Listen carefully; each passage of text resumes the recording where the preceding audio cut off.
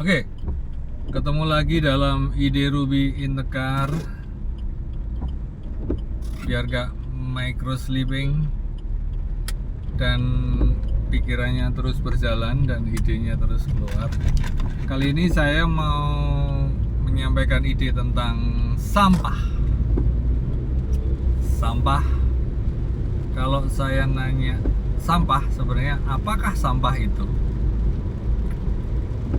Sampah itu seringkali kalau yang masuk ke tempat sampah di rumah saya itu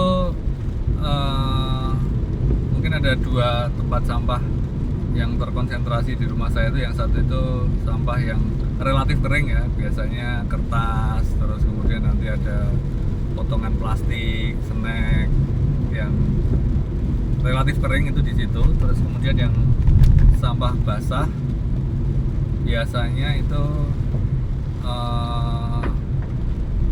sampah dapur ya, itu ngupas sayuran, buah, terus kemudian nanti sisa memasak, tepung, terus plastik belanjaan di pasar,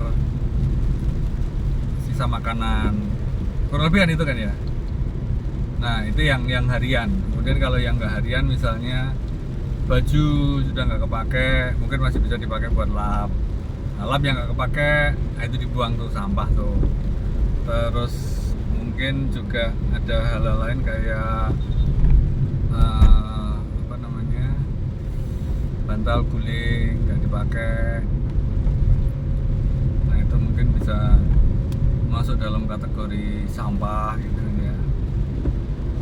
Nah, terus kemudian bagaimana mengelolanya? Karena kita tahu bahwa sampah itu sesuatu yang penting dan harus diselesaikan dengan benar gitu. Nah, jadi yang tadi saya sebutkan sebenarnya tidak semuanya itu sampah. Ada hal yang sebenarnya masih bisa didaur ulang, kayak misalnya plastik, kertas, mestinya itu masih bisa bahan daur ulang. Jadi kalau itu dianggap sampah bisa, tapi dianggap bahan daur ulang juga bisa. Misalnya, plastik-plastik bisa disatukan, nanti dijadikan apalah, ekobrik atau kerajinan dan lain sebagainya, itu masih bisa bernilai ekonomis begitu. Jadi tidak selalu yang tidak terpakai itu hanya terbuang dan tidak ada nilai ekonomisnya. Nah kemudian untuk yang sisa makanan, sampah daun, sisa buah-buahan dan lain sebagainya, itu sebenarnya bisa jadi calon pupuk organik atau bisa dimanfaatkan untuk sesuatu yang terkait dengan lingkungan lah ya, itu masih bisa. Nah kemudian memang ada yang harus dimusnahkan begitu. Nah kayak misalnya bekas pampers, terus kemudian sisa pakaian dan lain-lain, itu kan memang mungkin harus dihancurkan. Nah bagaimana ini semua bisa mendapatkan perhatian dari si pembuang sampahnya dan juga dari mungkin juga pemerintah lah ya, pemerintah. Nah pemerintah ini siapa? Saya pikir tidak usah Menteri Lingkungan Hidup atau WWF gitu ya, pemerhati lingkungan gitu, Greenpeace, tapi mestinya kabupaten aja bisa ya. Kalau ini menjadi gerakan bersama, misalnya dimulai dari RT RW lah, misalnya RT RW itu diwajibkan gitu ya, diwajibkan. Kalau diwajibkan kan memang harus. Jadi sampah plastik harus kering, misalnya begitu, harus kering, harus dibuang kemana. Terus kemudian sampah plastik yang modelnya apa, kemana, itu kan banyak tuh. Kemarin saya lihat ada pembuangan sampah di Jepang, ada pengelolaan sampah di Perth, Australia. Itu kan intinya sampah itu dipilahkan mulai dari rumah. Nah, dengan begitu misalnya itu benar-benar diwajibkan sehingga seluruh masyarakat itu melakukan hal yang sama, saya pikir itu akan menjadi satu gerakan gitu ya. Jadi misalnya dia nggak melakukan itu, dia mau dibuang di mana nih, dia nggak ada tempat. Nah, mau nggak mau dia pasti akan ngikut. Lagi-lagi kalau ini menjadi kewajiban, keharusan dan diawasi dengan sungguh-sungguh, ya pasti akan jadi satu concern bagi tiap-tiap individu begitu.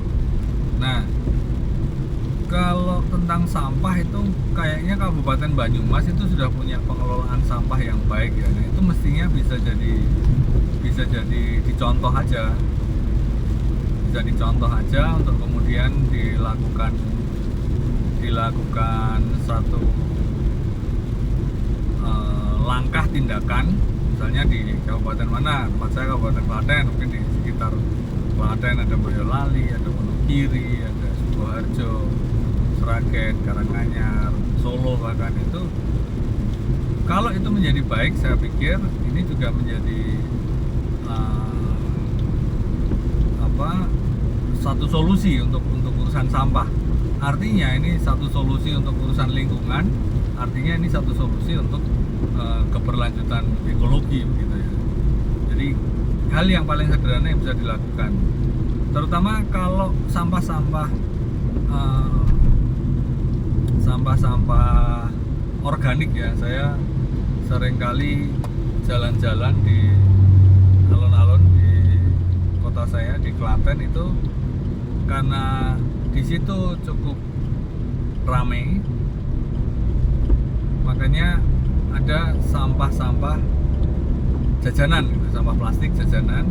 Nah, kemudian sampah tusuk-tusuk itu yang sate-satean itu kan juga banyak. Nah, saya pikir itu memang harus ada pengelolaan tersendiri. Jadi mungkin perlu ada satu gerakan kebersihan di alun-alun misalnya begitu.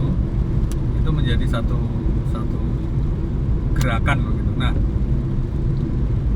selain itu alun-alun itu juga di tepi kanan kiri itu ada pepohonan sehingga menghasilkan sampah daun-daunan kan. Nah, sampah-sampah daun ini mestinya akan menjadi, saya break dulu.